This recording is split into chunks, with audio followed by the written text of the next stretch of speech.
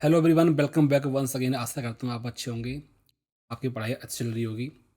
आज नववर्ष का दिन है। सबसे पहले आपको बहुत सारी बधाई, शुभकामनाएं। भगवान से प्रार्थना है कि आपके प्रयासों को सही दिशा दें और आप सफलता की ओर ऐसे ही बढ़ते चलें। इसी उम्मीद के साथ आज शुरू करते हैं एक नया टॉपिक। उसका नाम है भारत के राष्ट्रपति, द प्रेसिडेंट ऑफ इंडिया। जैसा कि हम सभी को पता है कि हम कवर कर रहे हैं इस समय पार्लियामेंट। पार्लियामेंट की तीन अंग होते हैं। एक होती है लोकसभा, एक होती है आपकी राज्यसभा और तीसरे होते हैं हमारे आपके प्रेसिडेंट। ठीक है। प्रीवियस दो वीडियो में हम लोकसभा और राज्यसभा को कवर कर चुके हैं। इस सेपरेट वीडियो में कवर करने वाले हैं हम भारत के राष्ट्रपति को। यहाँ पे हम भारत के राष्ट्रपति से संबंधित पूरी थ्योरी कवर करेंगे। और आज रात 9 बजे लाइव PYQ सेशन है हमारा। यहाँ पे आप कमेंट कर सकते हैं, मेरे से बात कर सकते हैं, आपके जो डाउट हैं उनको क्लियर कर सकते हैं। तो लाइव पे आना ना भूलें, रात को 9 बजे। ओके, चलिए शुरू करते हैं।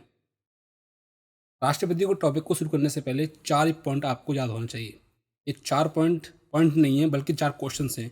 बहुत सारे एग्जाम में दिखा होगा, पूछे जाते हैं। जैसे ये क्वेश्चन है कि आर्टिकल 52 में क्या है। वो पूछ लेता है आर्टिकल 52 में क्या है कि भारत का एक राष्ट्रपति होगा, पूरा पूछ लेता है। ठीक है। राष्ट्रपति भारत की विधायी प्रक्रिया का अभिन्न अंग होता है, ये भी इम्पोर्टेंट है। ओके, ये भी एक अपने आप में एक इम्पोर्टेंट पॉइंट है। अब कैसे, इससे अभिन्न अंग का क्या मतलब होता है इसको समझते हैं पहले। देखिए, पार्लियामेंट के दो हाउस होते हैं। एक होती है आपकी लोकसभा, एक होती है आपकी राज्यसभा। कोई भी विधेयक जाता है वो पहले लोकसभा में पास होता है, उसके बाद राज्यसभा में पास होता है। पास होने के बाद जाता है राष्ट्रपति के पास। राष्ट्रपति जब उस पर अपने साइन करते हैं उसके बाद ही कोई विधेयक एक्ट बन पाता है। मतलब कोई बिल एक्ट कब बनता है, जब राष्ट्रपति उस पर अपने साइन करते हैं। तो इनडायरेक्ट तरीके से हम कह सकते हैं कि राष्ट्रपति के बिना तो कानून बन ही नहीं सकता। तो ऐसी परिस्थिति हम कह सकते हैं कि राष्ट्रपति भारत की विधायी प्रक्रिया का अभिन्न अंग होता है। तीसरा पॉइंट है कि संघ की कार्यपालिका का वास्तविक प्रधान कौन होता है। वास्तविक शब्द बहुत इंपॉर्टेंट है, ये पेपर में पूछ लिया जाता है, कई बार यही लिखा हुआ आता है। ओके, कौन होते हैं, भारत के प्रधानमंत्री होते हैं। संघ की कार्यपालिका संवैधानिक प्रमुख कौन होता है, वो होता है भारत के राष्ट्रपति। क्यों, तो सरकार के सभी कार्य होते हैं वो राष्ट्रपति के नाम से ही किए जाते हैं। राष्ट्रपति के नाम से ही सरकार उनको जो है आगे बढ़ाती है। ओके, अब आता है राष्ट्रपति का निर्वाचन। ये एक ऐसा पॉइंट है जहाँ पे बहुत सारे एस्पायरेंट बहुत कन्फ्यूज होते हैं। उनको पता ही नहीं होता कि कौन कौन शामिल होता है, कौन शामिल नहीं होता। राष्ट्रपति के चुनाव में कौन सा प्रोसेस है जो अपनाया जाता है। उसके लिए पहले हमें दो आर्टिकल्स पता होना चाहिए। इसका नाम है आर्टिकल 54, आर्टिकल 55।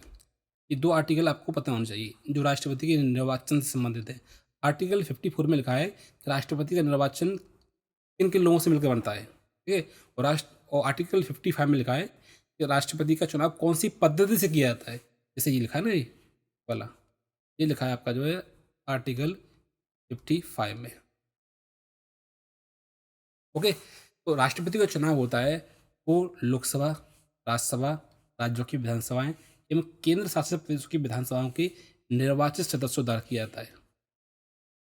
ओके, मतलब आपको याद रखना है कि राष्ट्रपति के चुनाव में केवल और केवल निर्वाचित सदस्य ही भाग लेते हैं, मनोनीत सदस्य भाग नहीं लेते हैं, चाहे वो राज्यसभा के हों चाहे किसी और के हों। ये बात आपको याद रखनी है, केवल केवल निर्वाचित सदस्य। अप्रत्यक्ष रूप से मतलब ये होता है, मान लीजिए आम जनता जो होती है यहाँ पे होती है, मान लीजिए ये वाली आम जनता चुनती है अपने MLA को, MP MLA को। ओके, तो MP MLA चुनते हैं किसको, भारत के राष्ट्रपति को। अब देखोगे तो हम चुन रहे हैं MP MLA को, MP MLA चुन रहे हैं भारत के राष्ट्रपति को। तो भारत के राष्ट्रपति को वोट कौन दे रहा है, MP MLA हैं जो निर्वाचित है। ओके, तो अब देखोगे कि भारत के राष्ट्रपति का निर्वाचन जो हो रहा है जनता के माध्यम से ही, लेकिन इनडायरेक्ट तरीके से हो रहा है। हम चुन रहे हैं अपने MP MLA को, MP MLA चुन रहे हैं राष्ट्रपति को। इसका मतलब यही होता है। और गुप्त मतदान का मतलब ये होता है कि गुप्त होता है, मतलब कि किसी को पता ही नहीं होता हमने किसको वोट दिया किसको नहीं दिया है। अब सबसे इंपॉर्टेंट पॉइंट है जो आर्टिकल 55 में लिखा है, वो ये लिखा है कि राष्ट्रपति का चुनाव अनुपालित प्रतिनिधित्व तो केवल एकल संक्रमणीय मत के माध्यम से होता है। इसका मतलब क्या होता है, तो इसका यहाँ पे मैं थोड़ा शॉर्ट बताऊंगा आपको। ये कॉन्सेप्ट बहुत लंबा है, लेकिन मेरा दो कॉन्सेप्ट है इनसे। एक कॉन्सेप्ट ये है कि अनुपालित प्रतिनिधित्व, दूसरा है एकल संक्रमणीय मत। इसका क्या मतलब होता है, इसका मतलब ये होता है कि जिस व्यक्ति को ज़्यादा अनुपात मिलता है उसका प्रतिनिधित्व ज़्यादा होता है राष्ट्रपति चुनाव में। ओके, और एकल संक्रमणीय मत का ये होता है कि राष्ट्रपति का चुनाव ऐसे नहीं होता है जैसे कि हम करते हैं एमएलए को और एमपी को, जैसे कि इसको वोट दे दिया, इसको नहीं दे रही, ऐसा नहीं होता है।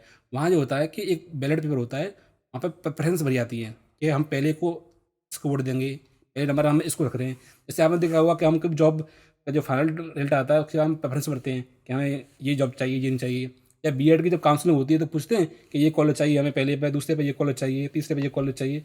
ऐसे ही वहाँ होता है, ऐसे नाम लिखे होते हैं उम्मीदवारों के, पहले पे हम चाहते हैं कि ये राष्ट्रपति बने, दूसरे पे चाहते हैं ये बने, तीसरे पे आते हैं हम ये बने। ओके।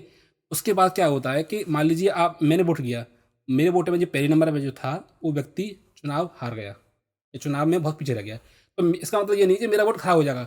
वो वोट जो होगा दूसरे जो नंबर की जो प्रेफरेंस है उसको क्या हो जाएगा, ट्रांसफर हो जाएगा। इसी को बोला जाता है एकल संक्रमणीय मत। ओके। आई होप आपको समझ आया होगा। और राष्ट्रपति बनने की क्या क्या योग्यता होती है, यहाँ से भी क्वेश्चंस बनते हैं। जैसे आर्टिकल 58 में लिखा है कि राष्ट्रपति बनने के लिए क्या क्या योग्यता होनी जरूरी है। जैसे उसे भारत का नागरिक होना बहुत जरूरी है, उसकी आयु 35 ईयर होनी चाहिए कम से कम, ठीक है। और लोकसभा का सदस्य बनने की योग्यता रखता हो, मतलब लोकसभा में एमपी बनने की उसके पास योग्यता हो। चौथा होता है कि किसी लाभ की पद पर होना चाहिए। 4 योग्यता होती है उसकी। अब आता है आर्टिकल 56। आर्टिकल 56 में आता है उसका कार्यकाल, टर्म कितना होता है। राष्ट्रपति का कार्यकाल होता है उसका पद धारण करने की तिथि से लेकर 5 वर्ष तक होता है, ये आपको पता होगा। वो पुनः निर्वाचित हो सकते हैं, बिल्कुल हो सकते हैं। कार्यकाल समाप्त होने के बाद भी नया राष्ट्रपति आने तक अपने पद पर बने रहते हैं, ये भी इम्पोर्टेंट पॉइंट है, यहाँ से भी पूछ लेता है कभी कभी, ऑप्शन में ये लाइन आ जाती है और क्वेश्चन पूछ लेता है। ओके। अब आता है आर्टिकल 60। आर्टिकल 60 में दे रखा है राष्ट्रपति की ओथ। हम सभी को पता है कि राष्ट्रपति को शपथ कौन दिलाता है, भारत के मुख्य न्यायाधीश।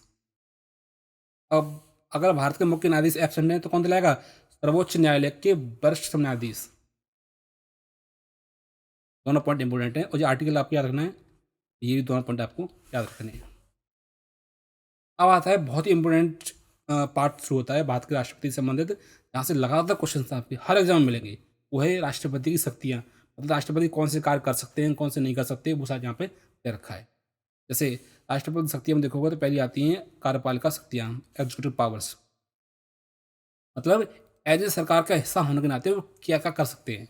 जैसे भारत सरकार के सभी कार्य राष्ट्रपति नाम से किए जाते हैं, जो मैंने आपको पहले ही बताया था। ओके। प्रधानमंत्री की नियुक्ति करते हैं और प्रधानमंत्री की सलाह पर अन्य मंत्रियों की नियुक्ति करते हैं, राज्यपालों की नियुक्ति करते हैं। यहाँ पे जो केंद्र शासित प्रदेश होते हैं, यहाँ पे एक पॉइंट और लिख लीजिए, केंद्र शासित प्रदेश के जो वो होते हैं हेड, कहीं पे होते हैं उपराष्ट्रपति होते हैं, कहीं पे लेफ्टिनेंट गवर्नर होते हैं, उनकी नियुक्ति भी कौन करते हैं, राष्ट्रपति करते हैं। उच्च अधिकारियों की नियुक्ति करना, जैसे सीजीआई की नियुक्ति करना, यूपीएससी चेयरमैन की नियुक्ति करना, इलेक्शन कमीशन की नियुक्ति करना, अटॉर्नी जनरल की नियुक्ति करना। अब यहाँ पे कुछ आर्टिकल्स हम देख लेते हैं, जैसे क्या क्या देखोगे तो क्या क्या बढ़ेगा आपको जो है आर्टिकल 148 में। ओके। यूपीएससी चेयरमैन मिलेंगे आपको आर्टिकल 316 में, इलेक्शन कमीशन मिलेंगे आपको जो है आर्टिकल 324 में, अटॉर्नी जनरल मिलेंगे आपको जो है आर्टिकल 76 में। ये आर्टिकल्स आपको पता होना चाहिए। और एक इम्पोर्टेंट पॉइंट और यहाँ पे, यूपीएससी के जो चेयरमैन है अपना जो एनुअल रिपोर्ट किसको देते हैं, राष्ट्रपति को देते हैं, यहाँ से भी क्वेश्चन बनता है। अब आते हैं विधायी शक्तियाँ, यहाँ से भी क्वेश्चन बनते हैं आपके। जैसे राष्ट्रपति होते हैं वो संसद के अंग होते हैं, मतलब संसद जो बनती है वो राष्ट्रपति के बिना नहीं बन सकती है। जैसे मान लीजिए पार्लियामेंट है, पार्लियामेंट की एक होती है आपकी लोकसभा, एक होती है आपकी राज्यसभा, तीसरे होते हैं आपके प्रेसिडेंट। ये आपको याद रखना है कि प्रेसिडेंट होते हैं वो इंटरनल पार्ट ऑफ पार्लियामेंट होते हैं, उनके बिना पार्लियामेंट बन ही नहीं सकती। ये तो एक पॉइंट हो गया। दूसरा पॉइंट है कि संसद का अधिवेशन बुलाना, शस्त्र प्रसारण करना, लोकसभा को भंग करना, लोकसभा में किसी विधेयक के प्रति मैसेज भेजना। ओके। और सबसे इंपॉर्टेंट पॉइंट यहाँ पे लिखते हैं, नोट लिखते हैं, यहाँ लिखा नहीं है इन्होंने नोट, जॉइंट सिटिंग का आह्वान, जॉइंट सिटिंग का आह्वान आर्टिकल 108, मतलब 108 के तहत करते हैं। कौन करते हैं, भारत के राष्ट्रपति करते हैं, ये आपको याद रखना है। ओके। और विधेयक से संबंधित तो कुछ शक्तियाँ हैं, इसको हम बोलते हैं वीटो पावर। वीटो पावर कौन सा आर्टिकल है, ये आर्टिकल आपका मिलेगा आपका आर्टिकल 111। ये क्या होता है, वीटो पावर क्या होती है समझते हैं आपको। जब पार्लियामेंट के द्वारा कोई भी विधेयक पास होता है, मतलब लोकसभा और राज्यसभा के द्वारा पारित होता है कोई विधेयक, वो जाता है राष्ट्रपति पर। राष्ट्रपति आर्टिकल 111 के तहत उसको वीटो पावर है, वो क्या क्या कदम उठा सकते हैं। नंबर 1, उस विधेयक को अपनी स्वीकृति प्रदान कर सकते हैं। नंबर 1। नंबर 2, उस विधेयक पर अपनी स्वीकृति को अपने पास सुरक्षित रख सकते हैं। नंबर 3, उस विधेयक को पार्लियामेंट के पास या संसद के पास द्वारा भेज सकते हैं, ताकि संसद उस पर विचार करे क्या सही है और क्या गलत है। अगर पार्लियामेंट उसको द्वारा द्वारा साधारण विधि से पास करके द्वारा भेजती है, तो उसका मतलब है राष्ट्रपति पे उसको अपनी सहमति देना बाध्यकारी है। 3 पॉइंट याद रखने हैं आपको, ठीक है। वो पॉइंट यहाँ लिखे हैं। किसी विधेयक को स्वीकृति देना, वापस भेजना, मनी बिल को छोड़कर।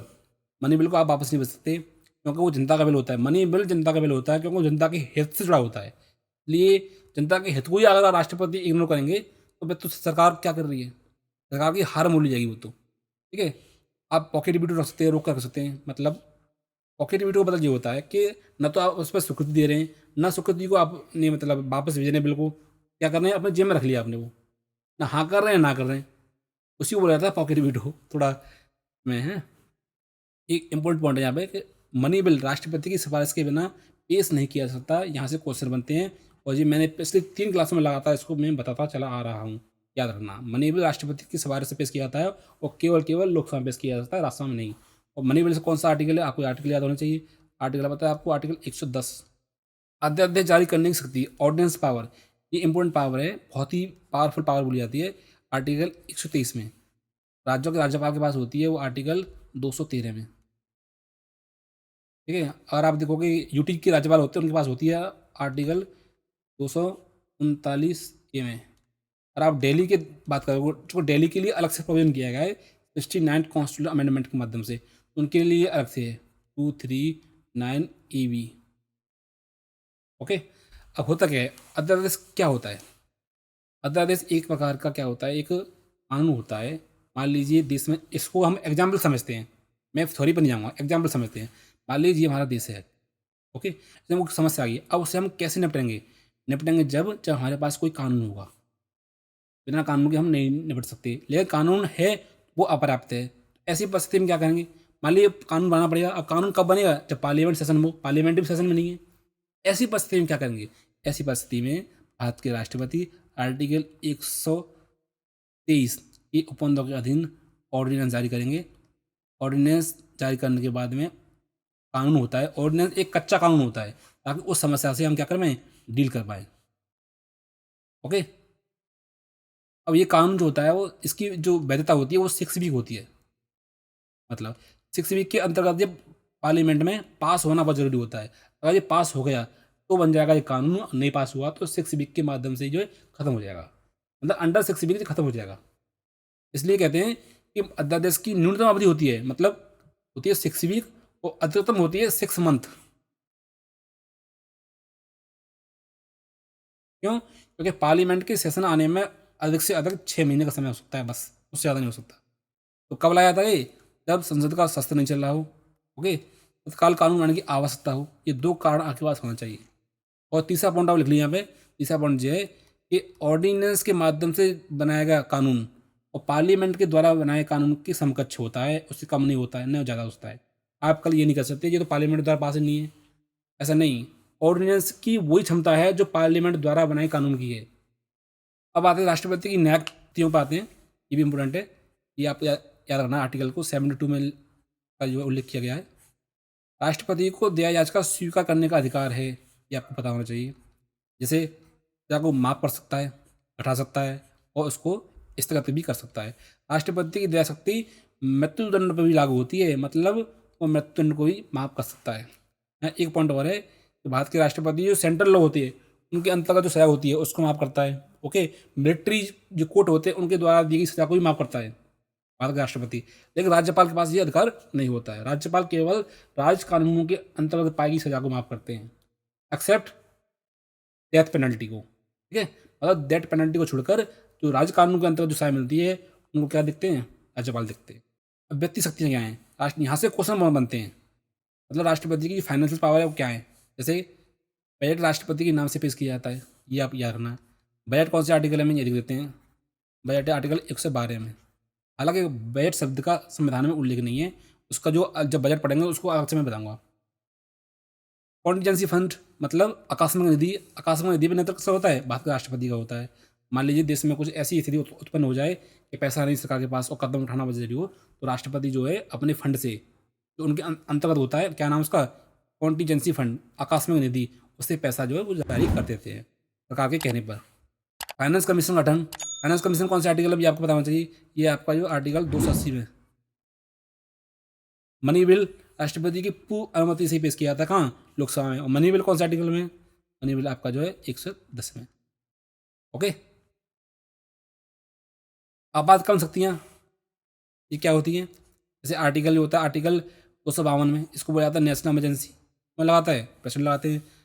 President rule article 356। आर्टिकल 356। वित्तीय आपातकाल क्या होता है? आर्टिकल 360। आपातकाल में राष्ट्रपति की शक्तियाँ सबसे अधिक होती हैं, ये हम सभी जानते हैं। राष्ट्रपति महाभियोग। राष्ट्रपति महाभियोग से भी लगातार क्वेश्चन आते हैं। कौन सा आर्टिकल है वो? आर्टिकल 61।